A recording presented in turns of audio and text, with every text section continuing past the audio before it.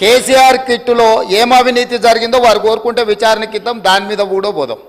ఇదే కాకుండా గొప్ప పథకం అని చెప్పిన బతుకమ్మ చీరలలో జరిగిన అవినీతి మీద కూడా బతుకమ్మ చీరలు చేనేత కార్మికులకు పని కల్పిస్తున్నాం అని చెప్పి సూరత్ వెళ్ళి కిలోల కింద చీరలు తీసుకొచ్చి ఆడబిడ్డల్ని మభ్య పెడితే ఆడబిడ్డలే బయటకు వచ్చి తగులబెట్టిర్రు. అవి ఏడగడుతురు? వ్యవసాయ పొలాలలో పిట్టలను బెదిరించడానికి బతుకమ్మ చీరలు కడుతున్నారు. ఆడబిడ్డలు ఎవరు కట్టుకోలే అధ్యక్ష. అంటే బతుకమ్మ ఒక సెంటిమెంట్ తెలంగాణ ఆడబిడ్డలకు, ఆ సెంటిమెంట్ను కూడా దోపిడీకే ఉపయోగించుకున్నారు. గొర్రెలు మా యాదవ్ సోదరులు అమాయకులు, మంచోళ్ళు, నమ్మితే ప్రాణం ఇచ్చేటోళ్ళు మా కుర్మ యాదవ్ సోదరులను అడ్డం పెట్టుకొని వందలాది కోట్ల రూపాయలు కొల్లగొట్టి మింగుతే ఇవాళ వాళ్ళ పంపకాలలో పంచాయతీలు వస్తే పోలీస్ స్టేషన్లో వాళ్ళే ఫిర్యాదు చేసుకుంటే